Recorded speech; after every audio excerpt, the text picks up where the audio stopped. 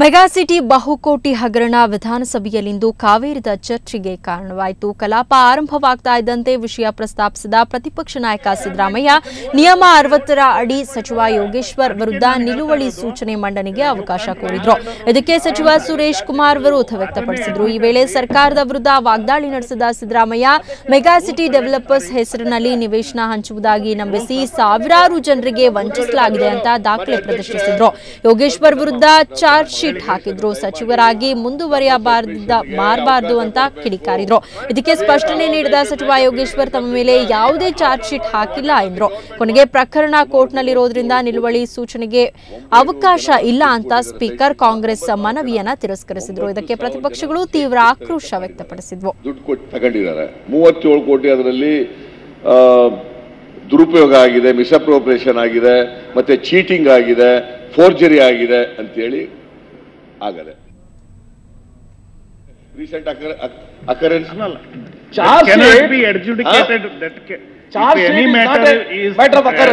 ಆಮೇಲೆ ಮಾತಾಡಿ ಮಿಸ್ಗೈಡ್ ಮಾಡ್ತಾ ಇದ್ದಾರೆ. ನನ್ನ ಮೇಲೆ ಯಾವುದೇ ಚಾರ್ಜ್ ಶೀಟ್ ಇಲ್ಲ, ಅದೊಂದು ಪ್ರೈವೇಟ್ ಕಂಪ್ಲೇಂಟ್, ಉದ್ದೇಶಪೂರ್ವಕವಾಗಿ ರಾಜಕೀಯ ದುರುದ್ದೇಶದಿಂದ ಕೊಟ್ಟಿರ್ತಕ್ಕಂಥ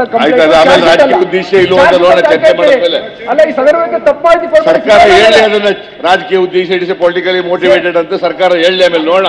ಎಲ್ಲ ಚರ್ಚೆ ಆದ್ಮೇಲೆ ವಿರೋಧ ಪಕ್ಷದ ನಾಯಕರು ಈಗ ಅವ್ರು ಅದನ್ನ ಸುಳ್ಳು ಹೇಳ್ಬೇಡಿ. ನೀವು ಚಾರ್ಜ್ ಶೀಟ್ ಅಂತ ಎಲ್ಲಿದೆ ಅದು ಸುಳ್ಳು ಹೇಳ್ಬೇಡಿ. ನಾವು ತೋರಿಸ್ತೀವಿ, ಸ್ವಲ್ಪ ಕೂತ್ಕೊಳ್ಳಿ ಸ್ವಾಮಿ. ಚಾರ್ಜ್ ಶೀಟ್ ಚಾರ್ಜ್ ಶೀಟ್ ಅಲ್ಲ, ಸುಳ್ಳು ಯಾಕೆ ಹೇಳ್ತೀರಿ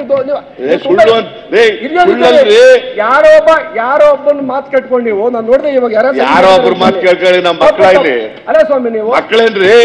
ಚಾರ್ಜ್ ಶೀಟ್ ಬಂದು ಎಲ್ಲಿದೆ ಕೂತ್ಕೊಳ್ಳಿ ಮಕ್ಕಳೇನು.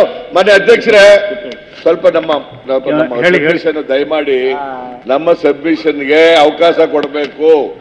Please allow me to make a preliminary submission. Afterwards, whatever the government wants to say, let government say. ಏನಾಗಾರೆ ಏನ್ ತಪ್ಪು ಮಾಡಿದವ್ರು ಶಿಕ್ಷೆ ಮಾಡಬಾರ್ದೇನ್ರಿ? You think that he should continue in the government? Even after they committed so many offences and charge sheet is submitted before the court.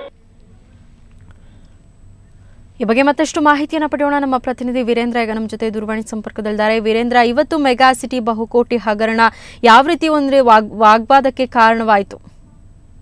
ಇವತ್ತು ಅಧಿವೇಶನದ ಕಲಾಪ ಆರಂಭ ಆಗ್ತಿದ್ದ ಹಾಗೆ ವಿಧಾನಸಭೆಯಲ್ಲಿ ವಿರೋಧ ಪಕ್ಷದ ನಾಯಕರು ಅರಣ್ಯ ಸಚಿವ ಸಿಪಿ ಯೋಗೇಶ್ವರ್ ವಿರುದ್ಧ ತಮ್ಮ ಅಸ್ತ್ರವನ್ನು ಪ್ರಯೋಗಿಸಿದ್ರು. CP Yogeshwar mega city developers ಮತ್ತು ಬಿಲ್ಡರ್ಸ್ ಲಿಮಿಟೆಡ್ ಅನ್ನುವ ಕಂಪನಿಯನ್ನ ಸ್ಥಾಪಿಸಿ ಬಡ ಜನರಿಗೆ ನಿವೇಶನವನ್ನು ನೀಡುವುದಾಗಿ ನಂಬಿಸಿಬಿಟ್ಟು ಕೋಟ್ಯಾಂತರ ರೂಪಾಯಿಗಳನ್ನ ಸಂಗ್ರಹಿಸಿ ಹಣವನ್ನ ಪಾವತಿಸಿದವರಿಗೆ ನಿವೇಶನವನ್ನ ನೀಡದೆ ವಂಚನೆ ಮಾಡಿದ್ದಾರೆ ಅನ್ನೋ ವಿಚಾರವನ್ನು ಮುಂದಿಟ್ಕೊಂಡು ನಿಯಮ 60ರ ಅಡಿಯಲ್ಲಿ ಚರ್ಚೆಗೆ ಅವಕಾಶ ನೀಡಬೇಕು ಅಂತ ಹೇಳಿ ಒತ್ತಾಯ ಮಾಡಿದ್ರು. ಆದ್ರೆ ಈ ಸಂದರ್ಭದಲ್ಲಿ ನಿಯಮಗಳ ಜಿಜ್ಞಾಸೆ ಕೂಡ ನಡೀತು. ಕಾನೂನು ಮತ್ತು ಸಂಸದೀಯ ಸಚಿವ ಸುರೇಶ್ ಕುಮಾರ್ ಅವರು ಇದು ನಿಯಮ 60ರ ಅಡಿಯಲ್ಲಿ ಚರ್ಚೆಗೆ ಅವಕಾಶ ಕೊಡ್ಲಿಕ್ಕೆ ಸಾಧ್ಯ ಇಲ್ಲ ಅನ್ನೋ ಒಂದು ವಿಚಾರವನ್ನು ಮುಂದಿಟ್ಟರು. ಅಂದ್ರೆ ಇತ್ತೀಚಿನ ವಿದ್ಯಮಾನ ಆಗಿರ್ಬೇಕು, ಆದ್ರೆ ಇದು ಬಹಳಷ್ಟು ಹಿಂದಿನ ವಿದ್ಯಮಾನ ಆಗಿರೋದ್ರಿಂದ ನಿಯಮ 60ರ ಅಡಿಯಲ್ಲಿ ಚರ್ಚೆಗೆ ಅವಕಾಶ ಇಲ್ಲ ಅನ್ನುವಂತ ಒಂದು ವಾದವನ್ನು ಮುಂದಿಟ್ಟರು. ಆದ್ರೆ ಫೆಬ್ರವರಿ ತಿಂಗಳಿನಲ್ಲಿ ಈ ವಿಚಾರ ಚಾರ್ಜ್ ಶೀಟ್ ಆಗಿರೋದ್ರಿಂದ ಚರ್ಚೆಗೆ ಅವಕಾಶ ಕೊಡಬೇಕು ಅನ್ನೋದು ವಿಪಕ್ಷ ನಾಯಕರ ವಾದ ಆಗಿತ್ತು. ಅಂತಿಮವಾಗಿ ಸ್ಪೀಕರ್ ನಿಯಮ 60ರ ಅಡಿಯಲ್ಲಿ ಈ ವಿಚಾರ ಚರ್ಚೆಗೆ ಅವಕಾಶ ಕೊಡ್ಲಿಕ್ಕೆ ಸಾಧ್ಯ ಇಲ್ಲ ಅಂತ ತಿರಸ್ಕಾರ ಮಾಡಿದ್ರು. ಆದ್ರೂ ವಿಪಕ್ಷ ನಾಯಕರು ಪಟ್ಟು ಬಿಡಲಿಲ್ಲ. ನಿಯಮ 69ಕ್ಕೆ ಪರಿವರ್ತಿಸಿ ಚರ್ಚೆಗೆ ಅವಕಾಶ ಕೊಡಿ ಅನ್ನುವಂತ ಒತ್ತಾಯವನ್ನು ಮುಂದಿಟ್ಟರು. ಕಡೆಗೆ ಸ್ಪೀಕರ್ ಮೊದಲು ಬಜೆಟ್ ಚರ್ಚೆ ಆರಂಭ ಆಗಿರುವುದು ಅದು ಪೂರ್ಣ ಆಗ್ಲಿ, ಅದಾದ ನಂತರ ನಿಯಮ 69ಕ್ಕೆ ಪರಿವರ್ತನೆ ಮಾಡಿ ಚರ್ಚೆಗೆ ಅವಕಾಶ ಕೊಡ್ತೇನೆ ಅನ್ನುವಂತ ಒಂದು ವಿಚಾರವನ್ನು ಹೇಳಿದ್ರು. ಅದಾದ ನಂತರ ವಿಚಾರ ಈಗ ಸಮಾಪ್ತಿಯಾಗಿದೆ. ಬಹುಶಃ ಬಜೆಟ್ ವಿಚಾರ ಚರ್ಚೆ ಆದ ನಂತರ ಈ ವಿಚಾರವನ್ನ ನಿಯಮ 60